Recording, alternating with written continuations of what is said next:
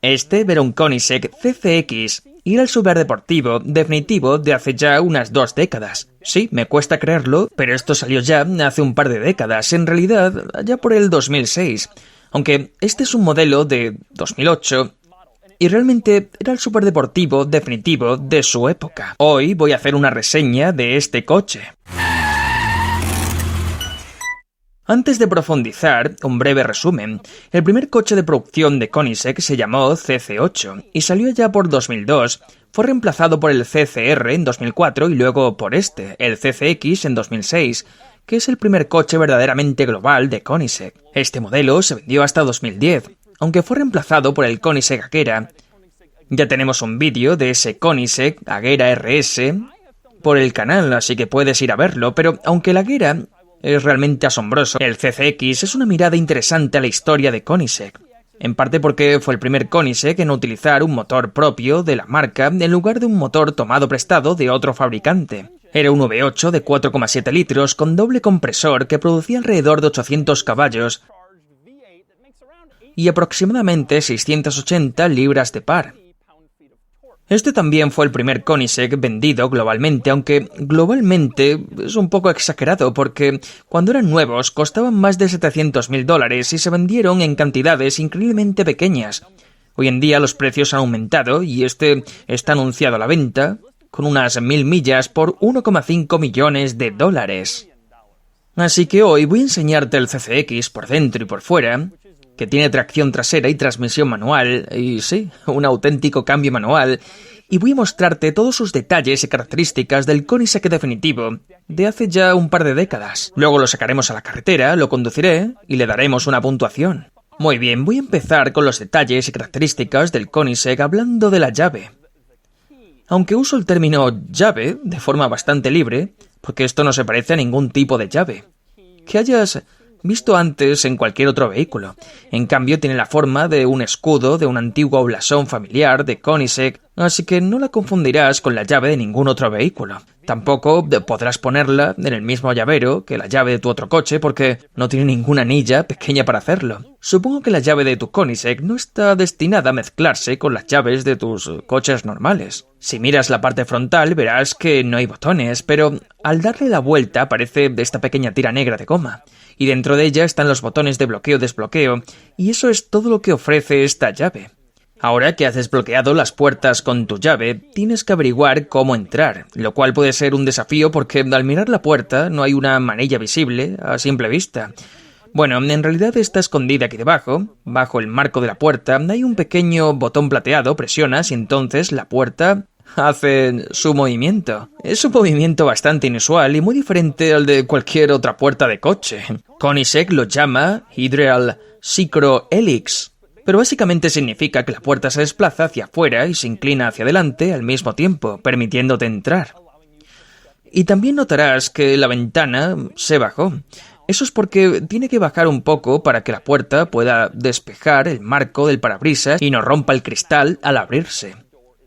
Y así es el Hydraulic Synchro Helix en acción. Con la puerta abierta llegamos al siguiente punto interesante del Koenigsegg, entrar en él, lo cual en realidad es bastante complicado. La puerta ofrece una apertura muy amplia, pero el umbral es súper ancho. Hay como medio metro de marco aquí, el más grande que he visto jamás. Así que entrar es todo un desafío.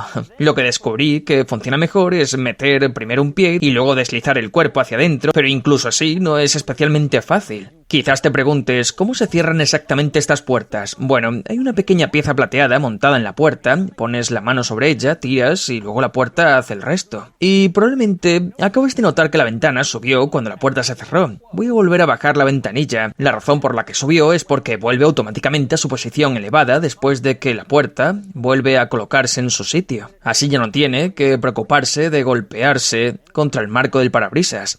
simplemente se desliza automáticamente hacia arriba otra vez. Y la siguiente pregunta es, ¿cómo sales? En realidad es bastante sencillo, simplemente hay una manilla de puerta, como la que encontrarías en un coche normal, tiras de ella y luego empujas un poco la puerta hacia adelante y entonces, una vez más, hace su movimiento característico y luego puedes salir sin problema. Bueno, al menos en teoría puedes salir sin problema porque en la práctica es un poco más complicado. Bueno, pues ya hemos descubierto la llave, entendiste la puerta y lograste entrar. Ahora viene la parte fácil, ¿verdad? Simplemente arrancar el coche y marcharte. Pues no tan rápido. El procedimiento de arranque del coche es probablemente uno de los mejores sistemas antirrobo. Tienes que pulsar 4 botones distintos en una secuencia específica. El primero está debajo del salpicadero, en la zona de las piernas del conductor, pulsas ese botón y supongo que eso despierta el coche. Después vas a la consola central y ves este enorme círculo de botones, bajas hasta la parte inferior y encuentras el que tiene el escudo de armas de Koenigsegg. Mantienes pulsado ese botón y al mismo tiempo presionas IGN, supongo que eso corresponde al encendido, y puedes ver que aquí dentro los sistemas del coche empiezan a activarse. Entonces sueltas esos botones, luego vuelves a pulsar el escudo de Koenigsegg y presionas el botón que está a la izquierda, que es el que realmente enciende el motor. Y entonces, solo entonces, has arrancado el coche. No es un solo botón, en realidad son 4 botones distintos y tienen que pulsarse en ese orden. Si estás prestando atención, probablemente notaste que en realidad no introduces la llave en ninguna parte. No la metes en una ranura ni la giras, lo cual podría hacerte preguntarte cómo se evita que roben el coche. Bueno, obviamente, parte de la protección está en lo complicado del procedimiento del arranque, pero también puedes ver aquí que dice, para inmovilizar completamente, engrane la marcha atrás, y supongo que si apagas el coche y lo dejas en reversa, el inmovilizador se activa y entonces no puede ser robado. Así es como Koenigsegg evita esto, aunque sinceramente ningún ladrón podría descubrir ese procedimiento de arranque de todos modos. La siguiente gran sorpresa aquí dentro es el hecho de que este coche tiene transmisión manual. Sí, una transmisión manual real, con 3 pedales, como un coche de la vieja escuela, lo cual es bastante sorprendente. Un vehículo con tanta potencia, incluso a mediados de los años 2000, ya empezaba a orientarse hacia cajas automáticas secuenciales e incluso dobles embragues en algunos modelos. Pero este tiene cambio manual, y controlar 800 caballos con una transmisión manual es una tarea bastante difícil, pero quienes compraban este coche consideraban que estaban a la altura del desafío. Y efectivamente, si miras en el espacio para los pies del conductor, puedes ver los 3 pedales. Ahí están. Todos del mismo tamaño y forma y bastante juntos entre sí, bastante estrechos. Y también puedes ver que en los pedales aparece nuevamente el escudo de Koenigsegg. Ese mismo escudo se repite en muchos lugares del coche por si todavía no te habías dado cuenta. Hay algunos lugares donde me parece especialmente interesante. Por ejemplo, el pequeño compartimento de almacenamiento en la consola central detrás del freno de mano tiene la forma del escudo de armas de Koenigsegg. Creo que es un detalle y una rareza realmente genial. Otro uso interesante del escudo está justo encima de eso. Puedes ver que el interruptor maestro de corte de batería tiene forma del escudo de Koenigsegg. Además, colocarlo ahí es una idea bastante buena. Suelen dejarlos estacionados durante mucho tiempo. Así que puedes girar ese interruptor, cortar toda la energía y entonces la batería y los sistemas no se descargarán mientras el coche está apagado. Otro lugar donde encontrarás claramente el escudo es en las salidas de ventilación. Y puedes ver que este pequeño aro alrededor de las rejillas tiene el escudo grabado. Y cuando el escudo está completamente en la posición superior, es cuando sabes que la ventilación está abierta. Si quieres cerrarla, mueves ese pequeño aro plateado y entonces sabes que la salida está cerrada, o al menos que el flujo de aire está restringido dependiendo de cuánto hayas girado el aro con el escudo. Otro lugar donde encontrarás el escudo de forma muy evidente es en los asientos. Puedes ver que aparece a todo color. Pero hablando de los asientos del coche son en realidad bastante normales. Hoy en día muchos coches optan por un asiento tipo bucket de competición de fibra de carbono extremadamente agresivo. En este coche creo que la mayoría de la gente podría entrar y acomodarse sin problema. Quiero pasar a los controles del coche, que son tremendamente interesantes e inusuales. Quiero empezar por los controles del climatizador. Algunos de los mandos del climatizador son similares a los que encontrarías en un coche normal. Tienes uno que controla por dónde sale el aire, tienes otro que controla si utilizas aire exterior o recirculación interior, y otro que activa el aire acondicionado o simplemente mueve aire. Pero los otros 2 mandos son bastante interesantes. En la parte inferior izquierda tienes la temperatura y puedes ver que no hay marcas en ese dial. y cuando lo giras no aparece en ninguna parte del coche qué temperatura estás seleccionando. Así que supongo que cuando está completamente abajo a la izquierda, eso sería frío, y cuando está completamente abajo a la derecha, eso sería caliente. Pero de nuevo, eso no aparece escrito en ningún sitio, y simplemente tienes que saberlo. Lo mismo ocurre con el dial de la derecha para ajustar la velocidad del ventilador. No hay botón de encendido o apagado para este climatizador. Simplemente bajas al mínimo el dial de velocidad del ventilador y entonces el climatizador queda en el ajuste más bajo posible. Y si quieres más ventilación, solo empiezas a girarlo hacia la derecha y entonces sale más aire por las rejillas, a la temperatura que esperabas haber seleccionado correctamente con el dial de temperatura. Obviamente el conjunto de controles que probablemente más te interesa está en el centro. En la consola central está este gran círculo de controles, la rueda que controla el Koenigsegg. Quizás te preguntes exactamente qué hace todo esto. Es este gran círculo rodeado por 10 botones plateados idénticos, y el botón de la parte superior enciende los faros. Si lo pulsas, obviamente se encienden los faros, pero también se iluminan todas las luces interiores. Y puedes ver que este gran círculo de botones se ilumina en tonos verdes y azules muy llamativos, según la función de cada cosa. Eso me parece bastante genial. Los botones a la izquierda y a la derecha del de los faros también tienen funciones relacionadas con la iluminación. A la izquierda tienes las luces de estacionamiento y a la derecha las luces antiniebla, y tienen pequeños indicadores luminosos dentro del círculo interior para avisarte si están activadas. Cuando sigues bajando por el círculo de la vida de Koenigsegg, encuentras los controles de las ventanillas a ambos lados. Las ventanillas tienen botones individuales. Hay un botón para subir la ventanilla y otro de esos botones plateados circulares para bajarla. Uno está del lado del conductor y el otro conjunto igual está del lado del pasajero para subir o bajar las ventanillas. Finalmente, en la parte inferior están los 3 botones que arrancan el coche. Como ya mostré, tienes el gran botón central con el escudo de Koenigsegg y luego el botón de ignición y el del arranque del motor a la izquierda y derecha respectivamente. Dentro del círculo hay varios círculos más. El primero tiene pequeños indicadores que te muestra qué hace cada botón. El círculo interior tiene pequeñas luces que se encienden para indicar cuando están ocurriendo distintas funciones. Por ejemplo, si tienes los faros encendidos, las luces se iluminan, pero también si tienes una puerta abierta, se enciende una luz roja con el símbolo de la puerta. Y si el coche está en reversa, incluso hay una pequeña luz que se ilumina para indicarte que el coche está marcha atrás. Aunque espero que ya lo supieras porque tú mismo pusiste la marcha. Ahora, en el centro absoluto de todos los círculos hay otro círculo más, y ese es el control eléctrico de los espejos. Así que tienes todos los controles centrales en el coche más caro y más loco de los años 2000, y todos convergen en un único punto central. ¿Y qué es lo que hace? Ajusta los espejos. Bastante sencillo en realidad. Pasemos a los botones situados debajo del gran círculo de la vida de Koenigsegg.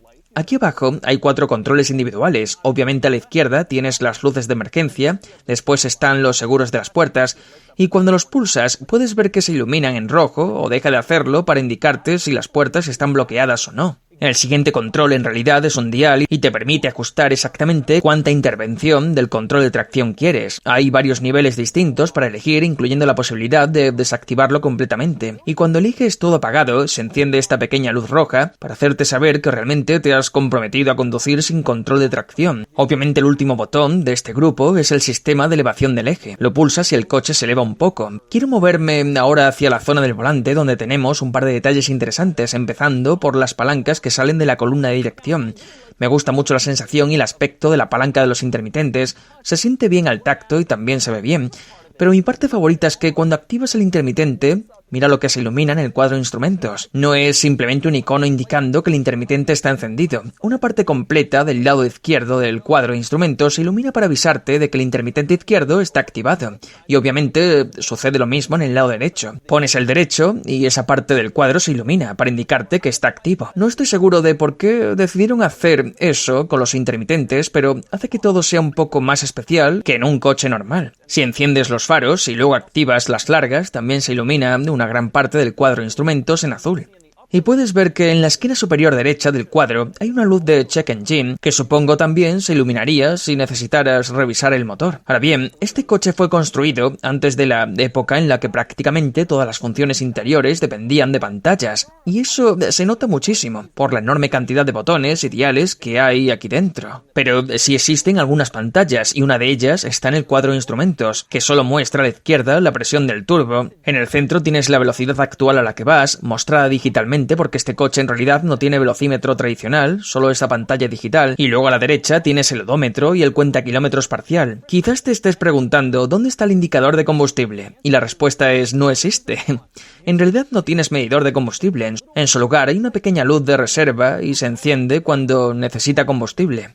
Y supongo que no puedes controlar el nivel exacto de gasolina más allá de esperar a que se encienda esa luz. Y entonces pensar, vale, mejor voy a echar gasolina a esta cosa. También hay otra pequeña luz a la derecha del tacómetro central que tiene el escudo de Koenigsegg. Supongo que probablemente se ilumina cuando hay alguna advertencia o problema que requiere tu atención. Y por supuesto, justo en el centro tienes el tacómetro. Cuando el coche está apagado, por alguna razón marca 900 revoluciones. Y no descansa sobre el pequeño tope, en el que supuestamente debería apoyarse. Pasamos al volante, que es una pieza muy bonita, muy gruesa y robusta, como esperarías en un gran deportivo. También tiene el escudo de Koenigsegg en el centro, por supuesto, pero a los lados tiene los botones de la bocina. Los presionas y entonces suena el claxon. A la izquierda del volante hay una pantalla interesante. Ese es el monitor de presión de neumáticos. Para cuando salió este coche, creo que los monitores de presión ya eran obligatorios en algunos países, así que tuvieron que añadir uno. Parece una idea añadida a última hora, que seguramente es exactamente lo que fue, pero sirve para avisarte si tienes una rueda pinchada en tu Koenigsegg. Otros elementos interesantes dentro de este coche es que no hay techo, como puedes ver, así que las luces interiores tuvieron que ser reubicadas. En este caso las colocaron entre los asientos, son luces LED. Giras este pequeño mando y entonces se encienden para iluminar lo que necesites. También me gustan los parasoles, que son increíblemente pequeños y están inclinados para seguir la curvatura del parabrisas. Así que cuando los bajas, una parte del parasol queda más lejos de ti y produce un efecto un poco extraño.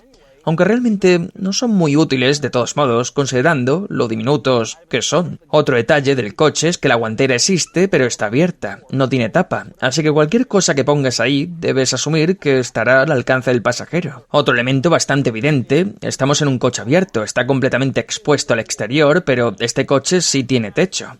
Es un descapotable. Así que puedes quitar o poner el techo y hablaré de eso un poco más en unos minutos. Por ahora, un último elemento importante del coche es la pantalla del sistema multimedia. Puedes ver que abajo pone Koenigsegg. Así que me emocioné muchísimo por descubrir cómo era un sistema multimedia de Koenigsegg de hace ya casi 20 años. Hasta que descubrí que esto no es un sistema exclusivo de Koenigsegg. Koenigsegg dejó el desarrollo de la multimedia a otra empresa, y es difícil culparlos porque eso requiere muchísima planificación, atención al detalle e ingeniería de software. Y al final, Koenigsegg es una empresa automovilística, aunque hoy en día sí desarrollan sus propios sistemas, pero en aquella época no lo hacían, y esta unidad es simplemente una genérica. Una cosa increíble de este sistema es que tiene calculadora, y esta calculadora incluye funciones trigonométricas como seno, coseno y tangente. Así que puedes conducir por la carretera en tu Koenigsegg y calcular el seno, coseno y tangente de tus ángulos favoritos a 200 millas por hora. Y por cierto, ¿ese logotipo de Koenigsegg en el sistema multimedia? Sí, es simplemente una pegatina, y puedes despegarla si quieres. Pasamos al exterior del Koenigsegg, donde por supuesto hay muchos detalles. Quiero empezar con uno de mis favoritos, que sería el limpiaparabrisas, que está colocado en su posición de reposo normal, justo en el centro del parabrisas. Es una posición extraña para un coche de calle, aunque muchos coches de competición lo tienen así, porque si los limpiaparabrisas están colocados horizontalmente, el aire impacta contra ellos y ralentiza el coche, aunque sea un poco. Pero si están colocados así, supongo que el aire fluye naturalmente en esa dirección y por eso lo han hecho de esta manera.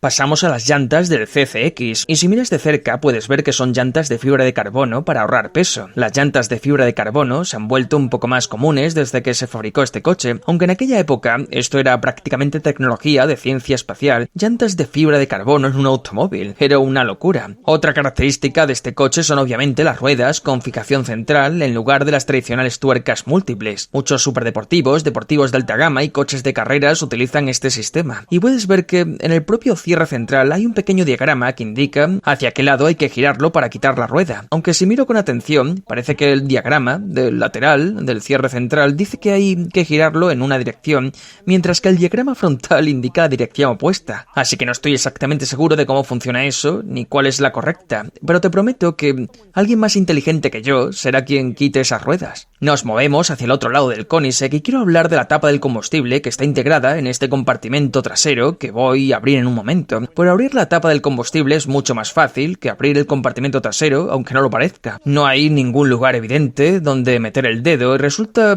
que lo que tienes que hacer es presionar la parte superior de la pequeña tapa y entonces toda la pieza está articulada y se levanta hacia arriba, permitiéndote repostar tu Koenigsegg. Y por supuesto puedes ver que el tapón de combustible lleva el escudo de armas de Koenigsegg. ¿Por qué no iba a llevarlo? Quiero abrir el compartimento trasero que contiene el motor y para hacerlo es relativamente sencillo. Primero tienes que tener la puerta abierta y aquí detrás hay una pequeña palanca. Tiras y desbloquea el compartimento trasero, igual que en prácticamente cualquier otro coche. Después simplemente caminas hacia la parte trasera y lo levantas. Es una tarea para una sola persona y puede mantenerse abierto por sí mismo, gracias a estos grandes amortiguadores hidráulicos. Queda abierto y listo. Así es como se accede al compartimento del motor de un CCX. Cuando el compartimento está abierto, puedes acceder al motor y hablaré de eso en un segundo. Pero antes quiero comentar cómo acceder al aceite del motor. Puedes hacerlo mediante este pequeño tapón de aceite montado aquí, que solo queda visible cuando el compartimento del motor está levantado, pero para abrirlo básicamente tiras de esta pequeña pestaña, giras y entonces puedes retirar la tapa. Y puedes ver que en esa tapa hay integrada una varilla medidora. Así es como compruebas el nivel de aceite de tu Koenigsegg CCX. Pero bueno, dejando el aceite a un lado, ahora volvemos aquí atrás y puedes ver el enorme y glorioso motor de este coche. Realmente puedes verlo bien, porque cuando levantas el compartimento del motor, se abre tanto que prácticamente tienes acceso total a todo. Como dije antes, este motor es el primer motor auténticamente Koenigsegg de la marca. Los modelos anteriores utilizaban motores V8 basado en el V8 modular de Ford, pero este es completamente Koenigsegg. Y sí, como mencioné antes, 800 caballos, 680 libras de par y doble compresor porque, claro, ¿por qué no? Este coche es simplemente una pasada en todos los sentidos. Algunos detalles interesantes en el compartimento del motor. Obviamente ves estas barras cruzando el motor para aportar rigidez estructural al chasis. Muchos coches tienen barras de refuerzo sobre el motor, pero en este caso se unen en el centro donde por supuesto hay un escudo de Koenigsegg, además a todo color. También hay una etiqueta interesante aquí detrás. Hay una etiqueta bastante grande que explica con muchísimo detalle cómo encontrar los puntos de arranque auxiliar de batería del coche. Creo que Koenigsegg sabía que sus clientes no conducirían estos coches demasiado, las baterías acabarían descargándose y no querían que nadie estropeara nada. Pero ahora tenemos el compartimento del motor cerrado y hay algunos detalles interesantes dignos de mencionar aquí atrás. Uno de ellos es que ese escudo a color situado sobre las barras cruzadas del motor puede verse incluso con el compartimento cerrado. De hecho, queda justo en el centro y se ve muy especial y llamativo colocado ahí. Otro detalle interesante, puedes ver que hay un pequeño panel de cristal que permite mirar dentro del compartimento del motor. Y sobre ese cristal hay un pequeño fantasma. La historia de ese fantasma es que, al parecer, cuando Koenigsegg empezó a fabricar coches en cierta fábrica, esa instalación había pertenecido anteriormente a un regimiento o escuadrón de combate de la Fuerza Aérea Sueca. Le pidieron a Koenigsegg de manera informal si podría incorporarlo de alguna forma en sus coches para mantener viva la tradición. Por eso, muchos modelos de Koenigsegg llevan este pequeño emblema del fantasma y esa es la razón. Por supuesto, la otra gran protagonista aquí atrás es la enorme salida de escape central que es gigantesca, masiva y naturalmente suena de maravilla.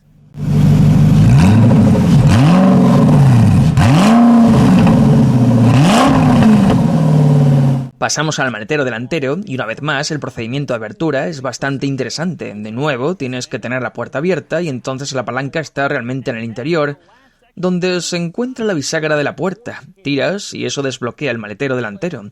Pero cuando tiras de esa palanca notarás que la ventanilla baja un poco más. Eso ocurre porque si intentaras abrir el maletero delantero con la ventanilla en la posición anterior, el maletero podría golpear el cristal y romperlo. Y obviamente no quieren que eso ocurra. Así que en el momento en que desbloqueas el maletero delantero, la ventanilla se retrae automáticamente por completo dentro de la puerta. De modo que tiene varias posiciones distintas dependiendo de qué parte del vehículo esté abierta. Para dejar todavía más claro que realmente quieres que la ventanilla esté bajada cuando el maletero delantero está desbloqueado, hay incluso una pequeña etiqueta de advertencia aquí abajo que puedes ver cuando la puerta está abierta. Dice que evites accionar el maletero delantero cuando la batería esté descargada, porque entonces la ventanilla podría no poder bajar. Y si abres el maletero, podrías romper el cristal. Pero bueno, ahora que el maletero está desbloqueado, en esta posición, venimos aquí delante y no puedes simplemente levantarlo.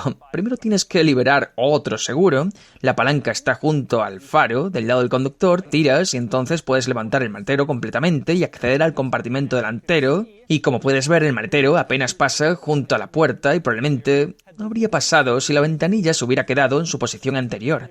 Pero cuando se escondió dentro de la puerta no hay problema, todo funciona perfectamente. Un detalle interesante que notarás cuando el maletero delantero está abierto es que los faros se levantan junto con él. He comentado en muchos vídeos que en Estados Unidos existe una regulación federal que prohíbe que los faros y pilotos traseros se muevan junto con piezas de carrocería. Pero evidentemente Koenigsegg, al ser un fabricante tan pequeño, consiguió una excepción a esa norma. Así que no tuvieron que rediseñar toda la parte frontal del coche solo para que el maletero pudiera abrirse. Antes de entrar en el maletero en sí, y ya que estamos hablando de cosas que se abren, quiero mencionar que este coche se ve increíble cuando todo está abierto. Mira esto. Así es este coche explotado. Tanta carrocería puede abrirse y desmontarse que parece un vehículo totalmente alienígena cuando todo está desplegado. Y es realmente impresionante verlo así. Se ve completamente diferente a un coche normal. Pero bueno, ahora estamos en el maletero delantero y puedes ver que aquí está colocado el techo. Así es como se ve el techo. El maletero delantero tiene exactamente el tamaño adecuado para guardarlo aquí si quieres conducir el coche descapotado. Y puedes ver que debajo del techo han colocado este trapo. Eso es porque si metes el techo aquí sin el trapo, podría rayarse. Y obviamente no quieres rayar el techo, te gastas $1.000.000 en un coche y aún así tienes que poner tu propio trapo.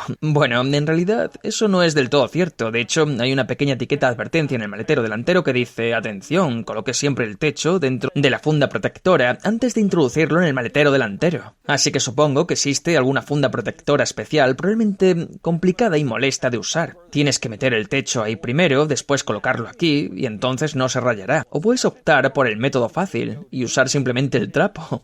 Y así son los detalles y características del Koenigsegg CCX.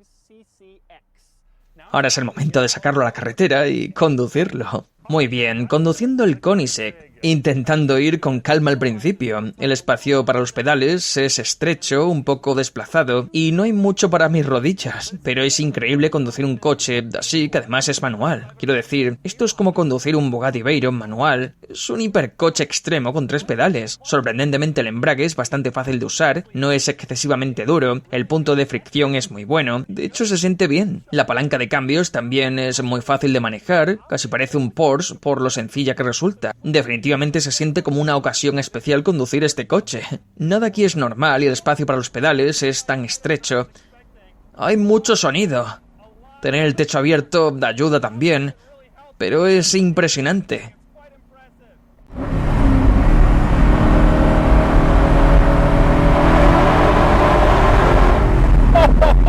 Es increíble.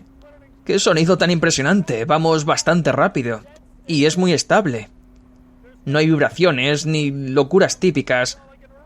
Se siente como un vehículo de altísima calidad, lo cual me sorprende.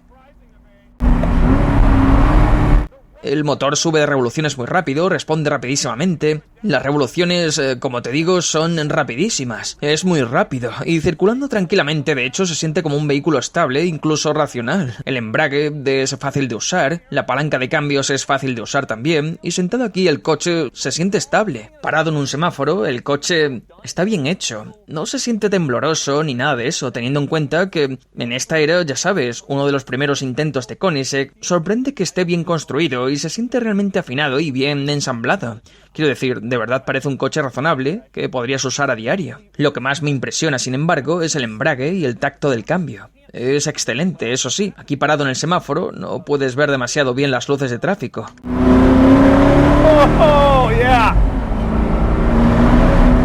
Dios, ¿cómo se siente? Tomando aquella curva de acceso a la autopista, obviamente no lo estoy llevando al límite, pero sí notas una dirección muy estable. No es ligera, es muy directa y muy competitiva. El coche transmite la sensación de que podría zigzaguear entre el tráfico con facilidad, aunque probablemente tendrías que tener muchísimo más dinero que yo para sentirte cómodo haciéndolo. Obviamente es súper rápido. Es que es así. Aunque cuando llevas el techo quitado, entra tanto viento, incluso con las ventanillas subidas, que resulta difícil simplemente existir dentro del coche. El coche es fácil de conducir. Si no estuvieras preocupado por el precio increíblemente alto, por el coste de reemplazar piezas o porque alguien pudiera golpearte y todo eso, es un coche bastante utilizable realmente. Siento que es bastante fácil de conducir, muy entretenido, obviamente rápido, pero también estable. No transmite la sensación de fragilidad al conducirlo, excepto por el hecho de que sabes cuánto cuesta. Y así ver al Koenigsegg CCX, uno de los superdeportivos definitivos de los años 2000. Uno de los coches más especiales jamás fabricados. Esta cosa cuesta más de $1 millón y puede superar las 240 millas por hora y probablemente solo existan unas pocas docenas de estos en todo el planeta.